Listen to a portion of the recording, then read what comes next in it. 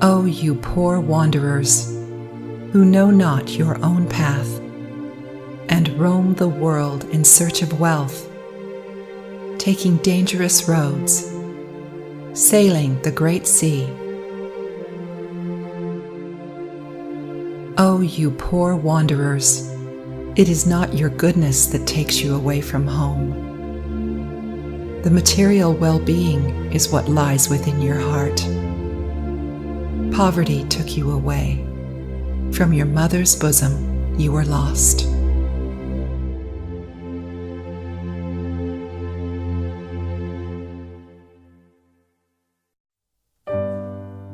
Slovenian immigrants from Hungary were part of the migration flows that included a high percentage of population towards the end of the 19th and the beginning of the 20th century, up until the First World War. The estimations as to how many Slovenes moved to America during that period are 7 to 25,000. The Immigrant Reception Center allowing entrance into the Promised Land was Ellis Island, near New York. Helen Vrati Kaiser recalls the arrival of her parents. My mother came 1920 maybe, and Pop came. They met over here. And Pop came around that time too.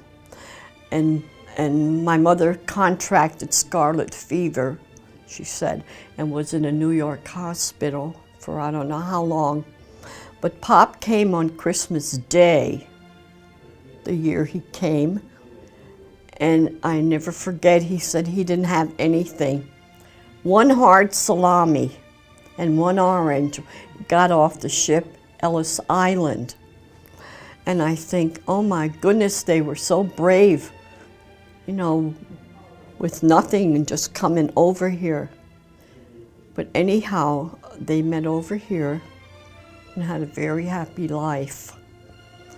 But I admire them, and I have seen their names on the, they call it the board of honor, their names, because I did my mother, Carolina Sipat Vadadi, and my sister, my late sister, did Pop on that board of honor.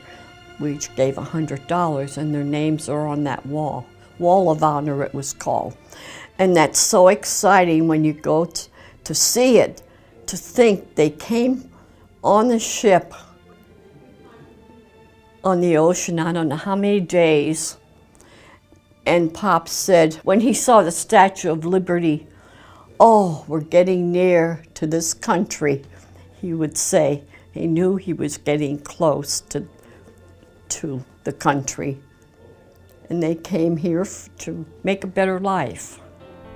The journey wasn't easy at all because according to the law in 1903, people who hadn't done their military service, hadn't turned 24, or had been in some sort of court proceedings weren't allowed to set foot on a foreign land without a special permit. You needed to secure a passport from a notary public. You were warned not to fall for the words of travel agents, but should have an invitation letter received from your acquaintances or relatives. Given that immigrants from Hungary weren't required to have photos in their passports, there was the possibility of their being loaned or sold. The journey from Prekmurje took about 10 to 20 days, or even longer. Upon arrival, it was necessary to pay $25 or provide a confirmation statement that the amount had been paid by someone else. My grandfather came first in 1911, and my grandmother came 2 years later with the first two children in 1913.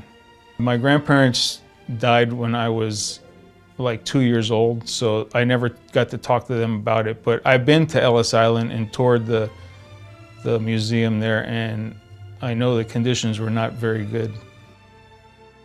Most immigrants took the train to the Atlantic ports, where a lot of them saw the sea for the first time in their lives. In a way, this was a shock for them, since they were afraid of storms and sinking. When a ship sailed into the New York harbor, its passengers would see the Statue of Liberty from far away, and right next to it, the Ellis Island, also called the Island of Tears. It was the symbol of hope and opportunity to millions of people, but at the same time it represented the refusal of entry into America. At the time when a reception center and a hospital were being constructed on the island, the immigrants were processed in the southeast part of Battery Park in Manhattan. On January 2, 1892, the center on Ellis Island was put into operation. That was when all steerage and third-class passengers started to be taken directly to the island by ship. First and second-class passengers were inspected on the ship. Those that were brought to the island were put into quarantine and went through customs and medical examinations. The latter was the most feared by all. Fear of medical examinations was justified, since it represented the main restrictive force of the state, aiming to prevent the arrival of unwanted people. The doctors would turn down anyone who had a dangerous infectious disease if a physical or mental defect was found, or if a person was mentally challenged, which would not make it possible for them to lead a normal life. If the illness was curable, the patient was sent to the Ellis Island Hospital. Whoever was incurably ill or was for any other reason denied entrance was sent home at carrier's cost. Others were allowed entrance into a hall with services for money exchange, purchase of tickets, and telegraph. Every immigrant had to show to the commission that they had at least 125 crowns or $25 and a ticket to their chosen destination. The entrance fee was $4. If the person didn't have this amount, they had to wait on the island until they got it. As the entry conditions became stricter, the number of those that were rejected also increased. After 1910, there were as many as 24,000 rejections every year. After all formal inspections were conducted, the immigrants would be taken to Manhattan, where they formally set foot on American soil. At the time of mass immigration, from 1855 to 1954, approximately 12 million immigrants came to America, of which around 92,000 were Slovenes. However, for most immigrants, New York was merely an intermediate station. As soon as they crossed the American threshold, the immigrants' American life started. They would take the train to reach their desired destination, where their family or relatives awaited for them, later helping in their first endeavors in America. My name is Shirley Messick DeLucio. I am pure Windish because my maternal grandparents, Kuchan, and my paternal grandparents, Messicks, came from what they would call Yugoslavia. My grandmother and both sets emigrated from the old country 1913, 1914.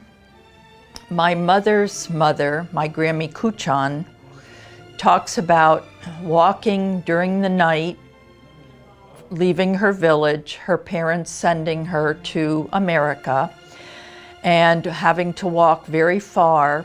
And when she got to the railroad station to be able to go to the ship, she was turned back because she had pink eye. And she had to return to her village, and sooner or later made the trek again and came to America. She was sponsored by somebody, I think in Allentown, and as she was growing up, worked in cigar factory. Upon arrival to the USA, a lot of immigrants from Prekmarati, Slovenia would settle in Bethlehem. The farming conditions were very favorable there. As the immigrants had been farmers in their hometowns, the province reminded them a lot of the places they came from.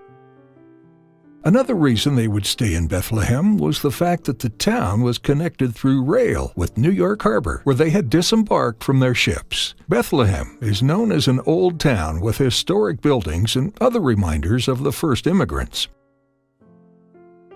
In 1741, the town was founded by Moravian and Czech immigrants as a village organized as a religious commune, following a particular doctrine, with the goal to Christianize the Native Americans living there. One of the first immigrants from Breckmoorarty in the South Bethlehem, Joseph Prelix, settled there as early as 1893. It wasn't long before others followed, and in 1915, there were already around 7,000 of Breckmoorarty immigrants living there. Both my mother and my father were born here. My grandparents came from Slovenia.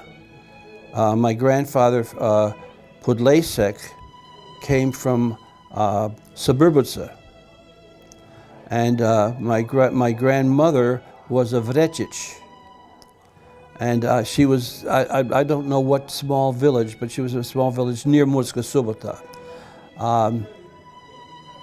When I was in Slovenia in '73 with the choir, I actually had dinner at the house where my grandfather was born. And it was my cousin still lives there. My grandfather had one brother, Vincent, and the brother stayed in Slovenia. My grandfather came here. And the brother that stayed in Slovenia had 3 sons, and I met all 3 sons and spent time in their homes, which was really a very nice feeling. By 1924, when the USA closed their doors, agents would look for people willing to travel there. They would even cover the immigrants' expenses. In 1924, an agency from Ljubljana offered to pay Breckmoorarty Bank a commission of $5 for each person it would send across the ocean. Arriving in the new environment abroad wasn't that big of a challenge, but it was the final step in what had sometimes been very long preparations, which arose from financial difficulties and the need to acquire more possessions or avoid hardships. Worker incomes were very different, from 25 cents for beginners up to $2.45 a day. Lodgings were rented out for $11 to $12, while food costs were $14 to $15 a month.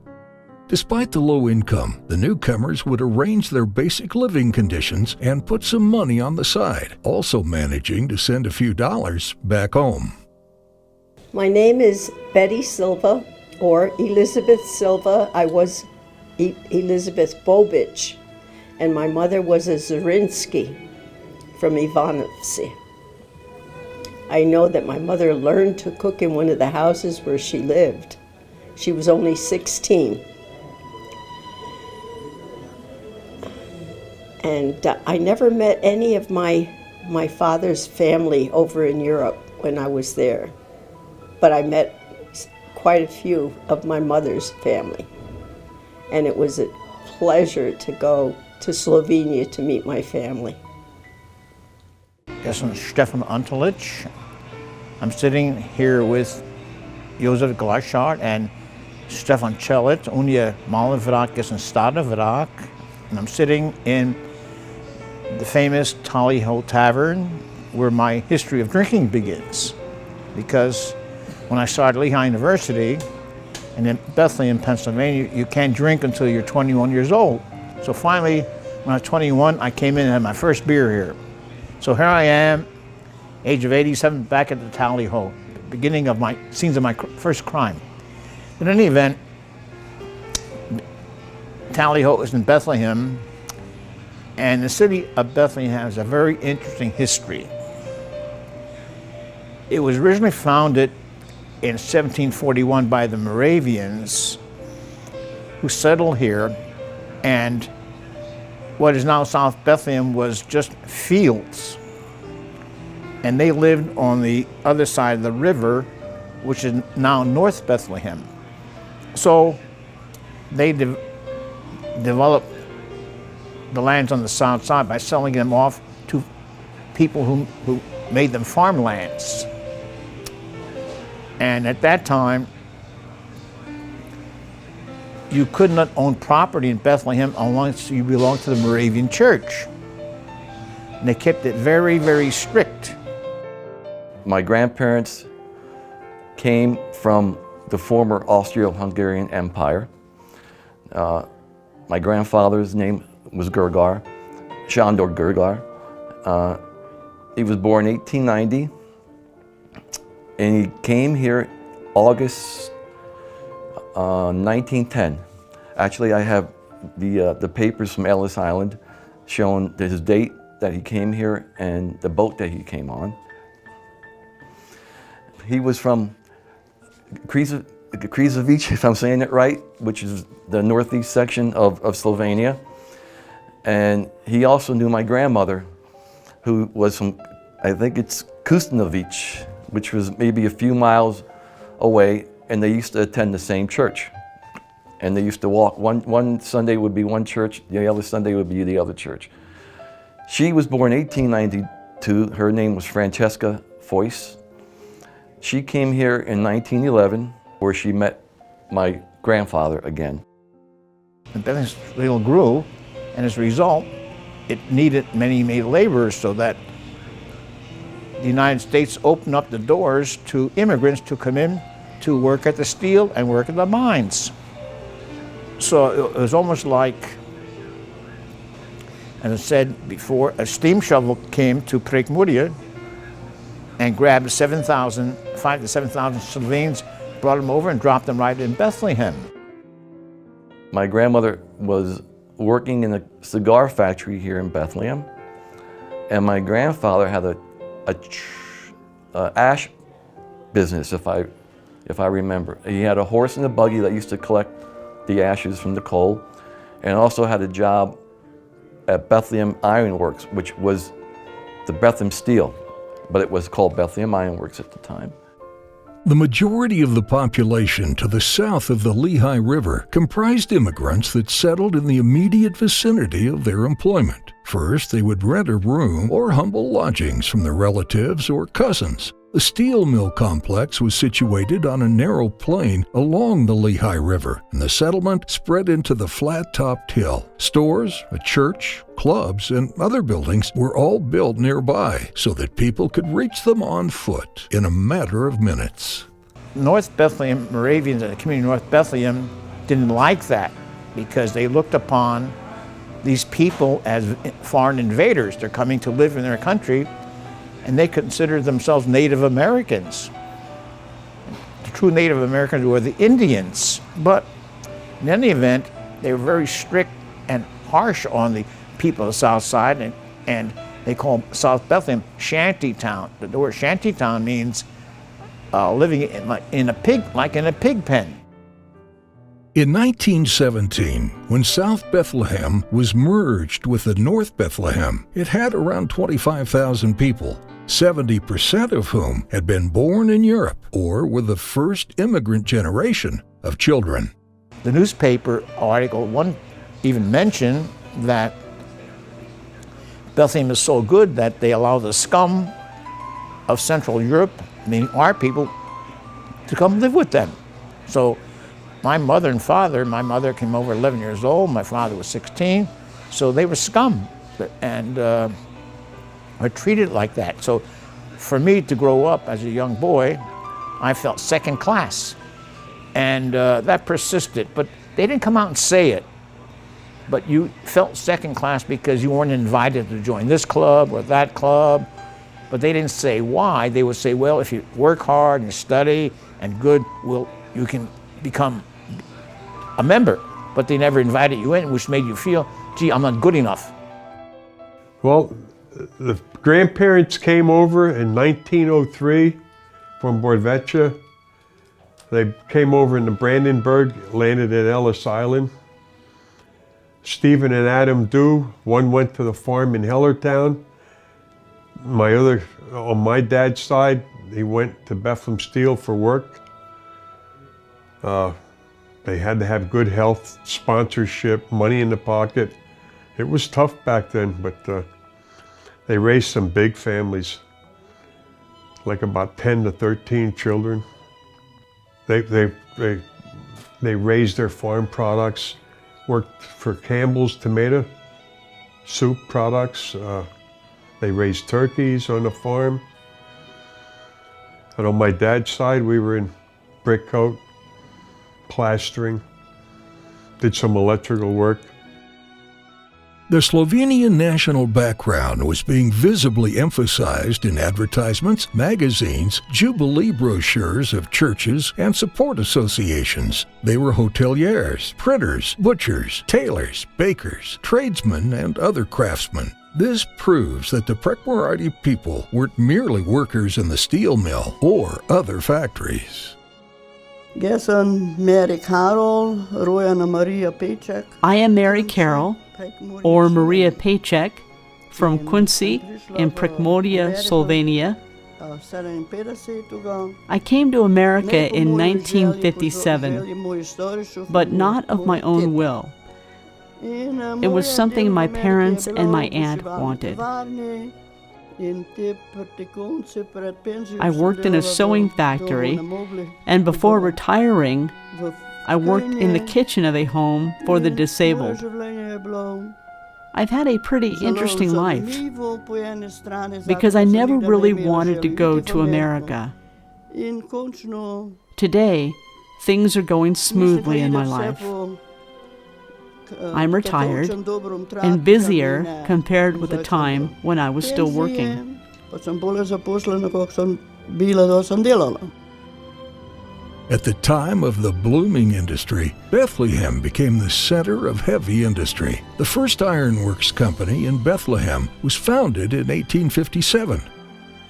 Bethlehem Steel Corporation became the second largest manufacturer of steel in the USA. At the time, the steel mill had 3,500 employees, most of them from Prekmurje and Parabia, making armors for battleships, screws, machinery, heavy cannons, and railway rails.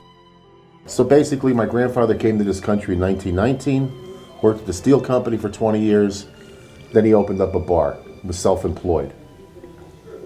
My Uncle Frank and my grandfather had 3 children. Louis, Joe, which was my father, and his sister Margaret.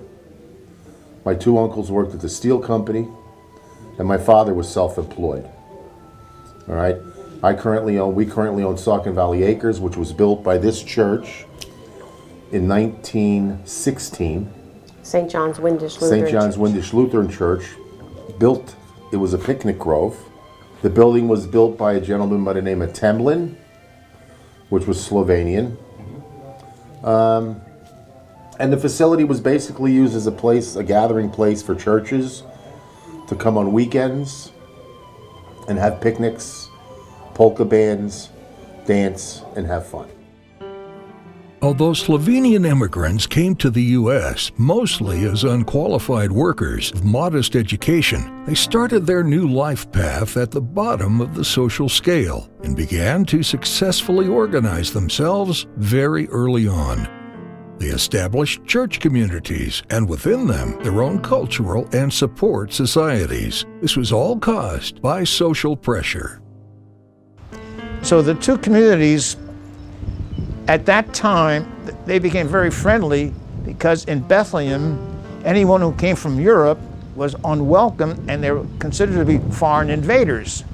They got together and they formed a first Slovenska Bratrčin. It was the first Windish beneficial society.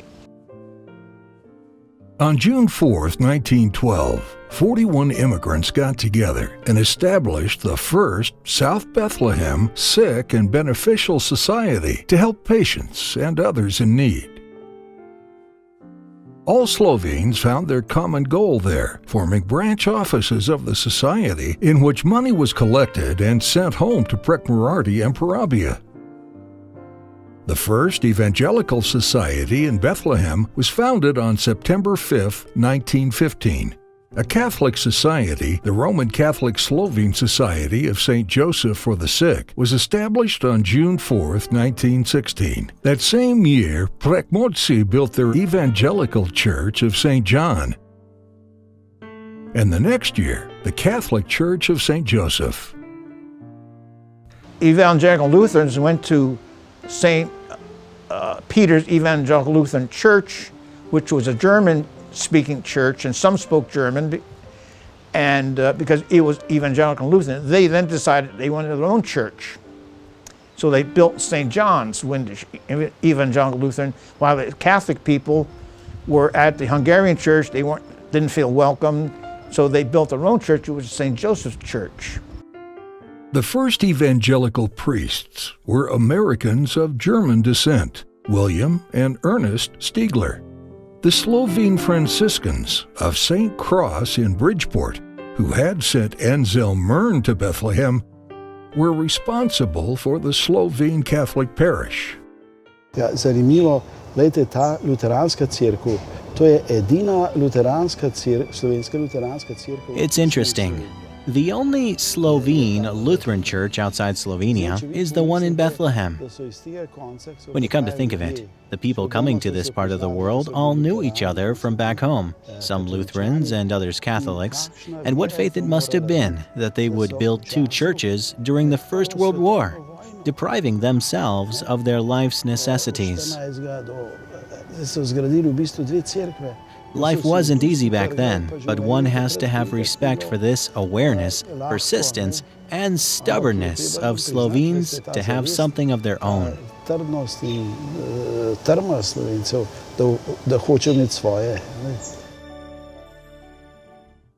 1916, the Slovenian Center was built. It became the center of cultural and social life in Bethlehem. After 1919, the society was partially engaged in the political action for the return of Prekmartia to Hungary, based on the Wendish theory. The research on the topic of Prekmartia being Wendish or Slovene was initiated by Stefan Antolic. My son asked me, "Dad, you're Wendish?" I said, "I'm Wendish." I said, "Yes." He said, "Well, what is Wendish?" No one could tell him. No one could explain where the word Windisch came from. Some people said there was a country called Windasia, and they gave it away for a white horse. So this embarked me on my study, and that study then took me all through Europe for 5 years, gathering documents in Hungary, Austria, England, Slovenia, even Croatia, and here in America, the National Archive, till I finally was able to discover that the word Windisch was an old German word Wend, so it was a plot just to keep Prekmartia territory from going to Yugoslavia. To this end, the Hungarian authorities also sent priests across the ocean. In addition to their mission, these priests made sure that the people remained politically loyal to the Hungarian crown. Mađarska oblast je pa veliko dala na to, da prepričuje te obmejne Slovence. The Hungarian authorities went to great lengths to convince these border Slovenes that they weren't Slovenes, but Hungarians. In fact, there exist these very precise lists that tell us whom they would send here, when, and how. These Slovene priests would be sent to America to persuade their Slovene compatriots that they were not Slovenes, but Windisch or Hungarians. That led to some bad things happening, one might say. I remember these Hungarians coming, and there was one particular case where a priest came to see Golob in Bridgeport, and the latter very quickly realized that he wasn't a real Slovene priest. He then chased him away, and the priest went to Bethlehem, where he lived in an inn owned by a Hungarian, and from there, he then made things difficult for our father Anselmo. What he did was spread lies. In je pol iz tiste zgostilne štrene mešal temu našemu patru Anselmu, ga je vse mogoče stvari širil govorice neresnične in tako. The decline of the Wendish theory in practical life was mostly brought about by the printer and editor Alexander Kardosh and the teacher Alexander Polgar, who arrived in Bethlehem in 1922. Their zeal helped the Bethlehem Prekmartia community to direct its energy from the political to the ethnic and cultural fields. In the English language, the Slovenes and Prekmartia were called Wendisch until 1996. Now, the true story. The sister city of Bethlehem and Muskosodo is an accident. Why is it an accident? Very simply, for one reason. I was staying at the Signor in Martianzi because it was the closest Castilna to where my father was born in Nordsee. I'm there in the morning having breakfast, and there's a TV crew there doing a commercial. And who's doing the commercial? Gospod Selitz and Mr. Balajits. So he asked me, since I was coat and tie, and the two well-dressed women at another table asked me to join their table because it looked like a family. So I joined their table, and we started talking, and then they asked me where I was from. I said, I'm from Bethlehem. And the woman said, you're from Bethlehem? My God, my uncle is from Bethlehem. It's Frank Piff. And it was like home week. So we got talking, and I knew her family in Bethlehem. And then Mr. Tillis got very interested in what I was doing, so I showed him what I was doing. He said, this is incredible. What are you doing tomorrow morning? I said, nothing. Come down at TV station, we'll put you on television. And next thing you know, that night I get a phone call from the mayor. He said, this is incredible, because he knew about the Windish problem, because in World War II, the Germans gave part of Prekmuri back to the Hungarians. So he said, come in and see me tomorrow morning and we'll talk about it. So we got talking about it, and we decided, how can we solve that problem? How can we bring the Slovenes of Bethlehem out of the Windish mode and into the Slovenian family? So we talked about it, and it took almost a year and a half. I was already about 2 or 3 years into my study. So then we decided the best way to do it was to form a sister city. Because the word Windish, or Vend, to Mayor Gedenscher was a dirty word. But over in Bethlehem, the word Windish was big time. And I knew, and this is like, we set up a plot that he wouldn't sign any paper with Windish on it. So I knew this was going to happen. So anyway, that night before the signing, he had him redraw the papers to make Windish Day Slovenian Day. So, but had not Mr. Selitz been there, there would be no sister city. This is how the Bethlehem Murska Sobota Sister Cities Association came to be. The ceremony was attended by more than 200 Prekmartians and their sympathizers. Frank Podlasic was chosen as the first president. We wanted to make connections with our relatives and our background from Slovenia. We wanted to make that connection. And actually, the whole idea was started by Steve. And then he got me involved, and then between the two of us, we got the two churches involved, and that's how it all started. I offended a lot of people because I was telling them that for 80 years they weren't really Windish, they were Slovenian. So, but then the people in Bethlehem were lost to the whole world, because out 10 miles out of Bethlehem, no one heard the word Windish. So people coming from Slovenia never came to Bethlehem because there weren't any Slovenes in Bethlehem. They were Windish. So then by becoming Slovenian Day and having this exchange, all of a sudden we're now reunited into the international Slovenian community. So that's basically a thumbnail of the origins of Windish, Slovene, and sister city. I'm not Slovenian by birth or origin. I came to the congregation here at St. John's Windish through Lehigh University. I was taking graduate courses there because I intended to teach, and I met my future wife. We married in 1976. We were both in our 40s by that time, so we had no children. We joined it, we became a part of it. And in my case, since I was writing for a newspaper, or retired by that time, they needed somebody to take the meeting minutes and to make a newsletter. So I made up their newsletter for 2-3 years, and I served as a corresponding secretary, a recording secretary, and then I've been on the board off and on ever since. But that's my whole story, really. It's nothing beyond that, and I enjoy it. For as long as I'm able to, I will continue serving on the board. The meetings became more frequent. The first memorial was signed on the 3rd anniversary of the twinning in Murska Sobota, when the latter was visited by 29 cousins from America. I'm glad to see here Stefan Antalic, who was the first to start this off. I have to admit that I was really pleased when we were signing the document of cooperation between Murska Sobota and Bethlehem. Meeting with the relatives was very emotional, and many a tear was dropped. We visited areas of Slovenia, and it was the first time where I guess I saw all the old traditions, the buildings, the old haystacks. We took a little bus tour up toward Murska Sobota, but I never got a chance to visit the towns where my grandparents came in because we were pressed for time. It just hit home. I was able to see all the old traditions. The Wendish theory, nonetheless, left some traces.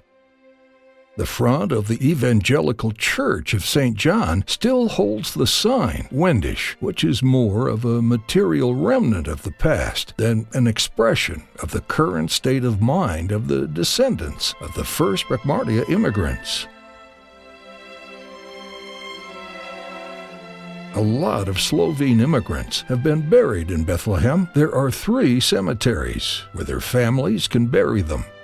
God's Acre speaks of the religious beliefs of United Brothers. Niski Hill expresses neutrality, while St. Michael is primarily Catholic.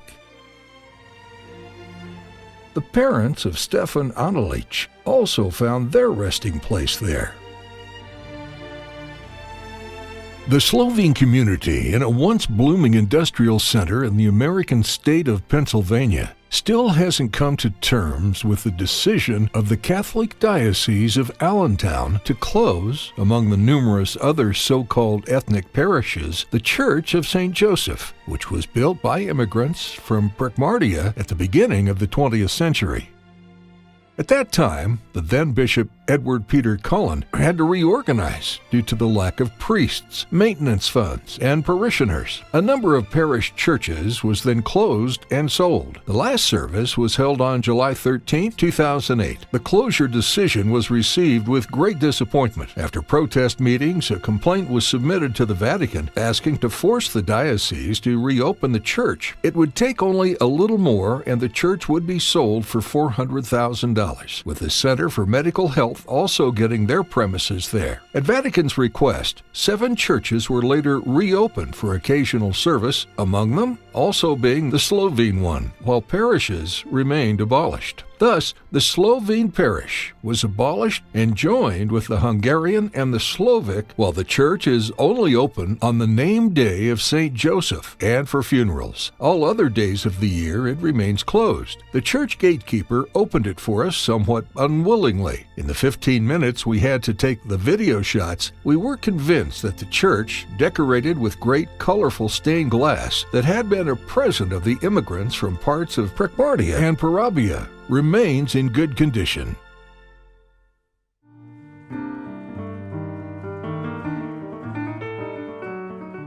Bethlehem has changed tremendously over the last 20 years. 20 years ago, Bethlehem Steel was the main occupation, the main industry in the city, and they closed in 1995 and filed for bankruptcy a few years later.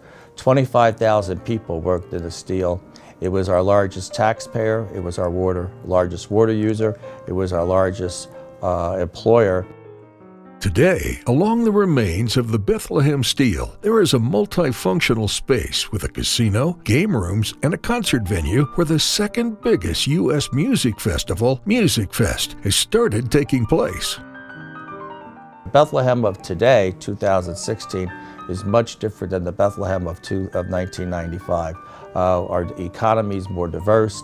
We became more in the meds and the eds, and we've been very fortunate that we've been able to make that transition from one industry down to a very diverse community. Bethlehem is also a higher education center. The Lehigh University, established in 1865, is attended by some 7,000 students. In 2010, according to U.S. News & World Report, it was ranked 35th. Slovenes met for the last time on the celebration of the 20th anniversary of the association. The city also received its first mayor, who is the descendant of Prekmartia parents. Robert Donchez took an oath on January 6, 2014. My grandparents on both sides came from Europe, from outside of Mushka Subota. I'm very proud of our heritage, and we're very proud of our relationship between Bethlehem and Mushka Subota. G. Novak and his wife and the organization have done a fabulous job at maintaining the relationship between the two cities. I think we have something like 168 people. I'm trying to get over 200. At one time we had over 200, but unfortunately we had some of the older people that passed away. My grandparents came from the Prekmartia region in 1909. My father was born here in 1917, and my grandfather spoke only Slovenian to me. Both my parents, my grandparents, their last names were the same, Novak. Her father was a pastor, and my grandfather's father was a farmer. G. Novak and his wife Kathy conscientiously manage the student exchange of the sister cities. I'm sort of in charge of our students. Technically, it's not a student exchange because the Slovenian students would have difficulty here in the schools. Well, it's mainly the American students would have a bigger difficulty in the schools in Slovenia since we don't have students here that speak Slovene. We usually try to get one student here every year from the sister city. We pay all of their expenses, including their airfare, and the only thing they need is any spending money. So far we've had, I'd never counted, maybe 13 students. We have another one coming this summer for 3 weeks. We usually have them for 3 weeks. We make sure they see New York City, Washington, D.C., and Lancaster. A lot of them are interested in the Amish and the history there. We enjoy it. Nobody else volunteers to have the students, and we do not want to see this stop because it took a lot of years before we were able to implement it. So we try to stay involved like that. We love the Slovenian people. I'm constantly promoting people to join the Sister City Association, not just for the sake of saying they belong to Bethlehem Murska Sobota Sister Cities Association, but to support what we do and what we hope to do in the future. We enjoy it and we hope to continue it as long as we can. Jean and I are getting older, so we have to find some younger people to do this too. But we love going to Slovenia and hope to go back next year. Maria Škadilec immigrated to Bethlehem in the 1960s. She is now a treasurer of the Sister Cities Association. I am Maria Škrilec. I am from Polana, Murska Sobota. I have been living in America for 50 years. I arrived here in 1966. But before I continue, I'd like to say hello to all the locals, neighbors, and residents of Murska Sobota. I am a treasurer of the Union of Twin Cities. We have been very busy organizing picnics and lunches every year in order to obtain some funds. 3 to 4 times a year, we take the bus to the casino to get some money. The remaining funds come from our society members. The 20th anniversary of the signing of the proclamation that enabled the twinning of cities held in Bethlehem was celebratory. The celebration started on the square in front of the town hall with hymns and the raising of flags of both countries. The Slovene flag was lifted by the founder of the Sister Cities Association, Stefan Antelix, while the American flag was lifted by the Bethlehem mayor, Robert Donchez. The ceremonial speaker at the event was the ambassador of the Republic of Slovenia, Božo Sedar. I would like to thank you once again for your contribution, devotion, your fostering American-Slovenian friendship. Hvala lepa. Thank you. Dobar dan.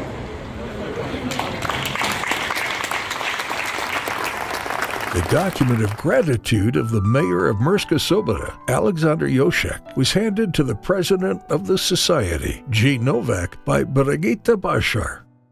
I'm glad to be here with you and honored to give our mayor award for 20 years of Sister City Association Bethlehem Ruska Sobota.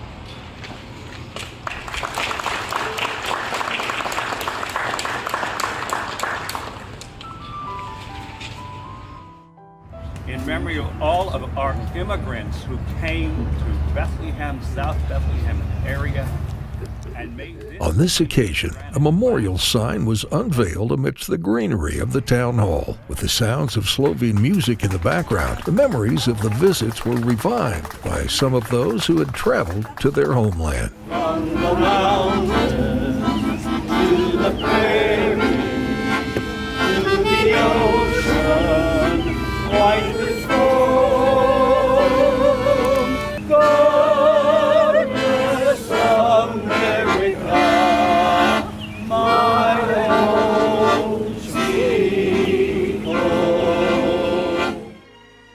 That we look forward to having that event every year. It makes our ties stronger between the two communities.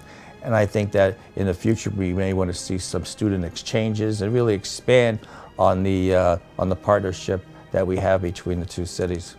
All these years, there have been a lot of student exchanges from one side as well the other, and we want to have even more of that, especially because in Bethlehem there is a well-known university, and I personally feel that it will be very nice for the higher education programs here in Murska Sobota to connect with this university.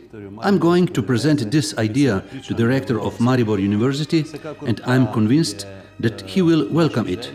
What we want and plan to do next year is host a get-together of Slovenes aboard and around the world here in Murska Sobota, and I will be very happy to see the mayor and delegation of our Bethlehem competitors come to visit us. It's nice to have an organization, the Sister City, trying to keep the traditions up. It hits the heart, really. It makes me feel good, and I'm glad to carry on whatever traditions that I can. And I really hope that we can keep the Sister City going on with the traditional things that I grew up with along with my parents.